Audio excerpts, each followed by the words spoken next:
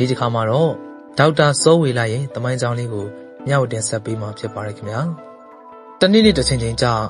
ဘဝမှာနိုင်ငံတကာကသိတဲ့ဂီတာသမားတစ်ယောက်ဖြစ်ရမယ်1982ခုနှစ်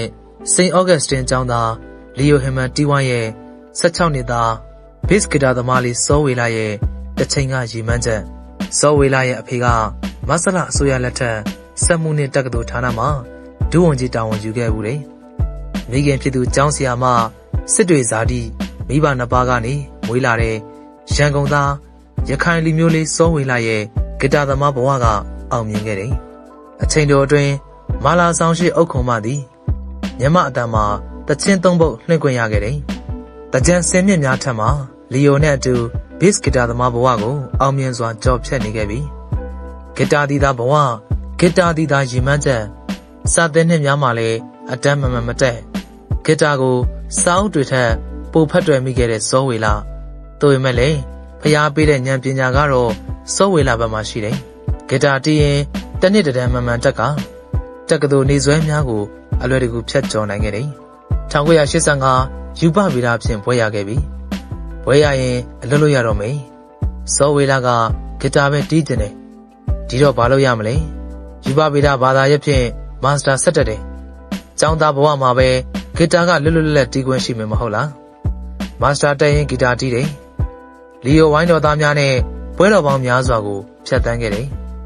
အင်းအားလိမ့်မှမင်္ဂလာဆောင်ပွဲတွေမှာလည်းတပတ်ကို3ရက်လောက်လီယိုကတီးရတယ်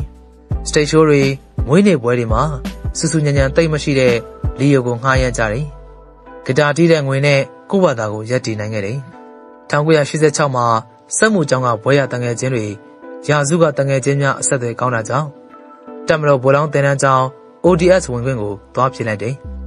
တက္ကသိုလ်မှဆရာများကလည်းသူ့ကိုကျောင်းမှာတရုတ်ပြဆရာပြန်လို့ရန်တိုက်တွန်းကြတယ်ဒါလည်းသွားလျှောက်လိုက်တယ်လျှောက်ထားတဲ့အလုပ်နှစ်ခုစလုံးကမိစိန်ပြလာပြီတက္ကသိုလ်ကျောင်းဆရာလုပ်မလားစစ်ဘိုလ်လုပ်မလားစာသင်ခန်းနဲ့စစ်မြေပြင်တိုက်ပုံအင်ဂျင်နဲ့ယူနီဖောင်းမြေပြူခန်းနဲ့တနက်လက်ချစင်းမြင့်နဲ့ပခုံးပေါ်ကအပွင့်တလက်တောက်ပနေတဲ့အနာဂတ်များအားချုံမြရင်လမ်းဆောင်မှာရောက်နေတဲ့လူငယ်စောဝေလာဘာကိုရွေးမလဲအသက်မွေးဝမ်းကြောင်းတစ်ခုကိုလောက်ကန်ရင်ဘဝရဲ့တက်မှတ်အယူသွဆုံးဂီတာကိုလည်းကန်ခွင့်ရမယ့်အလုပ်မျိုးကဘာဖြစ်မလဲစစ်တပ်မှာတော့ဂီတာကိုကန်ခွင့်ရမှာမဟုတ်တက္ကသိုလ်ဆရာဘဝနဲ့ဂီတာတီးလို့ကโอเคမေဒီတော့ကျွန်တော်တို့တက်ထဲမဝင်ကျင်တော့ပါဘူးအဲ့ဒါလေးလာပြောတာပါဘာမင်းတို့ကိုဘိုးသန်းတက်ဖို့ရွေးပြီးသွားပြီအခုတမျိုးတော်ကြတဲ့မျိုးနဲ့အလုတ်လာရှုပ်တယ်စစ်တပ်ကွာစစ်တပ်မင်းတို့ပထွေးရင်မဟုတ်ဘူးမော်ဘီမှာရှိတဲ့ဘိုးရွေးအဖွဲ့မှာအရာရှိများရဲ့ဆဲတံကိုစောဝေလာရဲ့တငယ်ချင်းဖြစ်သူတို့ဇက်ကလေးပုကညာတော်တာစင်ရင်ကုတ်လေးထွက်လာခဲ့ရတယ်မတက်နိုင်ဂီတာနဲ့စစ်သားဘလို့မှမအဆက်သူတို့ကတနက်တိုက်ချင်တာမဟုတ်ဘစ်ဂီတာလေးကိုကျိုးညိပြီးတော့တီလုံးတွေပဲတိုက်ချင်တာမတက်နိုင်1989ခုနှစ်မှာတော့မြန်မာနိုင်ငံရဲ့အခြေအနေကခက်ရဲစောဝေလာကရန်ကုန်တက္ကသိုလ်ယူပဗီဒဌာနမှာတရုတ်ပြဆရာလေးတီဝိုင်းကတငယ်ချင်းတွေကနိုင်ငံခြားထွက်သွားကြတာကြောင့်လီယိုလည်းပြတ်သွားပြီ88ရေခင်ကြီးဖြစ်ပြီးတပည့်အကြောင်းသားတွေကြားတငယ်ချင်းတွေကြားတငယ်ချင်းဆရာတွေကြားလှုပ်ရှားလေးဖြစ်ကုန်တယ်စောဝေလာကလစ်ဘရယ်သမားဒီတော့တိတ်တော့ပြင်းပြင်းထန်ထန်ကြီးဝင်မပါဖြစ်လိုက်ဒီလိုနဲ့တရားဖြူဟာหนีသွားခဲ့ပြီဂျက်စင်တီလည်းလက်ရိပ်ပြအောက်မှာငုတ်တုံမိနေခဲ့ပြီတစ်ပုတ်ပင်ကြီးလည်းအရိတ်ခိုသူတွေမဲ့ခဲ့ပြီကျောင်းကြီးကတမျောတခေါ်ပိတ်သွားခဲ့လေပြီစာတင်ဆဲ MSc ကျောင်းသားတစ်ဖြစ်လဲကျောင်းဆရာလေးစောဝေလာကျောင်းပိတ်ပြီဆိုတော့အလုပ်မရှိဖြစ်သွားတယ်ဂီတာတီးတုံးကစူထားတဲ့ပတ်စံကျောင်းဆရာဘွားကစူထားတဲ့လစာမိဘတွေစီကနည်းနည်းပပနဲ့စောဝေလာကစီးပွားရေးလောကထဲကိုဝင်တယ်စီးပွားရေးလောကဆိုလို့ကြီးကျယ်တော့မဟုတ်အဲ့ဒီတုန်းကခေတ်ရည်စီကဗီဒီယိုခေတ်ဦးမဟုတ်လားဒီတော့စောဝေလာကဗီဒီယိုခွေအငားဆိုင်လေးတစ်ခုတရားပြူမှာဖွင့်နေဗီဒီယိုအောက်ဆက်9လုံးနဲ့အခွေတွေကော်ပီကူးရပြီဂီတာတီးကျင်တဲ့ကျောင်းဆရာအခွေဆိုင်ထိုင်ပြီးတော့စည်ရင်တွေမှတ်ရပြီတစ်နှစ်ကြာတော့လုပ်ငန်းကထင်သလောက်မအောင်မြင်လာခဲ့စောဝေလာကငွေနောက်လိုက်ဖို့လောကကြီးထဲဝင်ခဲ့တယ်ရှမ်းပြည်နယ်ဝန်တိုဘက်ကိုထွက်ပြီးတစ်အယောင်းဝယ်လုပ်ငန်းဘက်ချစ်ဦးလိုက်ခဲ့တယ်ဂီတာတီးစာသင်အခွေငါ မြို့ပေါ်ကအနုသမားဘဝကအခုတတော်ဝင်တတော်ထွက်တစ်ဝဲထွက်ခဲ့ရပြီတကယ်ဘဝတကယ်တိုက်ပွဲတကယ်စီးပွားရေးကွင်ထဲမှာစောဝေလာကကျင်လည်ခဲ့တယ်အကျိုးမြတ်ရသမျှရဲကိုပေးရတယ်တတော်ကိုပေးရတယ်မောင်ဝတ္တကိုပေးရတယ်ပေးရတယ်တကယ်လက်ပေးလက်ယူစုံကြီးထဲမှာစောဝေလာကသူတို့ကိုလှုပ်ကြွေးတယ်လို့ဖြစ်နေတယ်ဒီတော့ရန်ကုန်ကိုနောက်ကျောင်းပြန်လှည့်လိုက်တယ်တငယ်ချင်းတော်တော်များများကလည်းနိုင်ငံခြားရောက်ကုန်ပြီကျောင်းတွေကလည်းဖွင့်ဖို့ကမသေးကြဒီတော့စောဝေလာကနိုင်ငံခြားကိုခြေဆန့်ဖို့ပြင်နေပတ်စပို့ဗီဇာရပြီးနောက်$64ကိုအိတ်ကဲတဲ့ထက်ကထိုင်းနိုင်ငံကိုထွက်ခွာခဲ့တယ်တောင်ကြကြပြားကြကြဘဝကိုအတိတ်ပဲရှိတော့ထူထောင်ရတော့မယ်ဘန်ကောက်လေဆိပ်မှာလီယိုတီဝိုင်းတို့ကတငယ်ချင်းကိုအောင်မင်းတို့ကလာကြိုတယ်ကိုအောင်မင်းတို့စီမှာသူတဲရမယ်ဒါပေမဲ့ရောက်ချင်းကိုအောင်မင်းတို့နေတဲ့နေရာကိုသူမသွားရသေးကိုအောင်မင်းတို့ကဘန်ကောက်မှာရှိတဲ့ဘားများမှာဂီတာလိုက်တီးနေတယ်အခုလဲဘားမှာဂီတာသွားတီးရမယ်ဒီတော့စောဝေလာဘားကိုလိုက်ခဲ့ပွဲပြီးမှအိမ်တူပြန်ကြမယ်ဘန်ကောက်ရောက်ချင်းတစ်တာကိုဆွဲကကိုအောင်မင်းတို့ဂီတာတီးမဲ့ဘားကိုလိုက်သွားရတယ်ဟိုရောက်တော့ရုပ်ရှင်မင်းသားကိုမြင့်တို့လည်းတီဝမ်အဖွဲ့မှာပါနေတယ်တစ်တာလေးကိုချကသူတို့တီးတာထိုင်ကြည့်ရင်ကိုအောင်မင်းတို့ကဝင်တီးဖို့ဖိတ်ခေါ်တယ်မြန်မာပြည်သားဘစ်ဂီတာလီစောဝေလာရဲ့ဂီတကိုဘန်ကောက်သို့ပထမဆုံးချစ်ချတဲ့နှစ်မှာပဲထိုင်းတွေကိုပြသခွင့်ရခဲ့တယ်စောဝေလာတယောက်ဘန်ကောက်ရောက်ချင်းကိုအောင်မင်းတို့နဲ့အတူဂီတာတီးတဲ့အလုပ်ကိုရပြီကိုအောင်မင်းတို့နဲ့အတူနေတယ်ကိုအောင်မင်းတို့နေတာကဘန်ကောက်အေဘတ်တက္ကသိုလ်ဝန်ထဲမှာ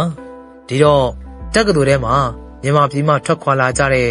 တက္ကသိုလ်ဆရာအတိုင်းဝိုင်းကလည်းရှိနေတယ်ဘန်ကောက်ရောက်ပြီးနောက်တစ်နှစ်မှာပဲစောဝေလာက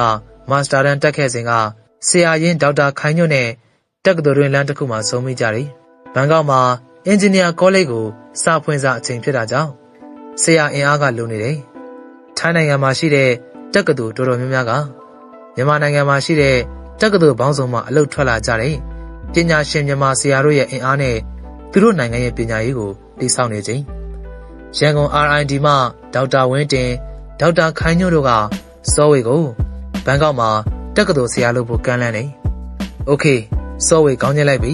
။ဘန်ကောက်ကိုရောက်ပြီး2ရက်အတွင်းမှာဂီတာတီးတဲ့အလုပ်ရောတက္ကသိုလ်ဆရာအလုပ်ကိုပါစောဝေလာကတပြိုင်တည်းရရှိလိုက်တယ်။ကံကြမ္မာကတော့ကိုယ့်ဘက်မှာစောဝေလာဘက်မှာအသာစီးရုပ်ရှင်မင်းသားကိုမြင့်တို့နဲ့အတူဘန်ကောက်မှာတစ်နှစ်ဂီတာတီးတယ်။နေ့ပိုင်းမှာစတင်ညပိုင်းမှာဘားမှာဂီတာလိုက်တီးတယ်။ဘန်ကောက်မှာရှိတဲ့စီယန်ပတ်ဆိုတဲ့နေရာမှာစနေတနင်္ဂနွေအားလျက်များမှာဂီတာတီးတယ်။ဘန်ကောက်နေဆွဲများဟာစောဝေလာအတွက်အပျော်ရွှင်ဆုံးဖြတ်သန်းမှုများဖြစ်ခဲ့ရတယ်။ကိုတီးခြင်းတဲ့ဂီတာလေးတီးရတယ်။စာသင်တဲ့အလုပ်ကိုလည်းမစွန့်လွတ်ရ။ဒီလိုနဲ့တစ်နှစ်ကျော်ကာလကိုအသာလေးဖြတ်သန်းသွားနိုင်ခဲ့တယ်။တရက်တော့အီတလီနိုင်ငံမှာယူပဗေဒဘွဲလွန်သင်တဲ့တစ်ခုအတွက်စကောလာရှစ်လျှောက်လွှာတစ်စောင်ကိုစောဝေလာသွားတွေ့တယ်။လှမ်းလျှောက်ကြည့်တယ်။စကောလာရှစ်ရတယ်။အဆင်ပြေတယ်။ဒီတော့ထိုင်းတက္ကသိုလ်ကလည်းအီတလီသွားရန်ခွင့်ပြုလိုက်တယ်။လစာရနေမယ်။ပညာသင်ပြီးပြန်လာရင်ဒီတက္ကသိုလ်မှာပင်ယာတုတို့လစာတို့နဲ့ဆရာပြန်ဝင်လို့ထိုင်းတွေကတော့အကွက်မြင်တယ်။ပညာတတ်ရဲ့တန်ဖိုးကိုသိတယ်။ဆွဲဆောင်တယ်။အဲ့ဒီကာလမှာမြန်မာပြည်မှာတော့ကျောင်းများကတကားပိတ်ထားစေ။ဘန်ကောက်မှသည်အီတလီသို့မြန်မာပြည်သားဘစ်ဂီတာသမားယူပဗေဒဆရာပေါက်စာစောဝေလာကခရီးဆက်ပြီးအဲ့ဒီချိန်ကကမ္ဘာအင်အားကြီးနိုင်ငံဖြစ်တယ်။အရင်ရှင်အမေရိကန်နဲ့ကွန်မြူနစ်ဆိုဗီယက်တို့ရဲ့စစ်အေးတိုက်ပွဲနောက်ဆုံးနေများဖြစ်တယ်။အနုမြူသီအိုရီနဲ့ပတ်သက်ပြီးနိုင်ငံကြားပြိုင်ဆိုင်မှုကတော့ပြင်းထန်နေချိန်ကမ္ဘာကုလသမဂ္ဂရဲ့အဖွဲ့ခွဲတစ်ခုဖြစ်တဲ့ UNESCO ရဲ့အောက်မှာ ICTP ခေါ်နိုင်ငံတကာယူပဗေဒလေ့လာရေးဌာနရှိတယ်။ ICTP မှာအမေရိကန်အုပ်စုမှအနုမြူသိပ္ပံပညာရှင်များနဲ့ရုရှားအုပ်စုဘက်ကနေအနုမြူသိပ္ပံပညာရှင်များတစ်နှစ်လျင်9000ခန့်တက်ရောက်ကဆွေးနွေးပွဲများပြုလုပ်တဲ့အစီအစဉ်ကျင်းပကြတယ်။အဲ့ဒီအစီအစဉ်မှတစ်ဆင့်မျိုးဆက်သစ်သိပ္ပံပညာရှင်များဝေးထုတ်ဖို့အတွက်ပရိုဂရမ်တစ်ခုရေးဆွဲကြတယ်။တစ်ကမ္ဘာလုံးမှာမျိုးဆက်သစ်သိပ္ပံပညာရှင်10ဦးကိုရွေးချယ်ကပညာသင်ဆုပေးရန်စီစဉ်ခဲ့ကြတယ်။တစ်ကမ္ဘာလုံးမှာလူ600ဝင်လျှောက်ကြတယ်။စောဝေလာကအရွေးခံရတဲ့10ယောက်တည်းကိုပါသွားတယ်။အီတလီမှာအင်တာဗျူးဖြေရမယ်။စောဝေလာဘန်ကောက်မှတစ်ဆင့်ရောမမြို့ကိုရောက်တယ်။အဲ့ဒီကတစ်ဆင့်အီတလီနဲ့ဆလိုဘေးနီးယားနယ်စပ်မှာရှိတဲ့တူရစ်ဆိုတဲ့ပင်လယ်ကမ်းခြေမြို့လေးကိုခရီးဆက်ရတယ်။ ဥရောပသားဆရာတွေ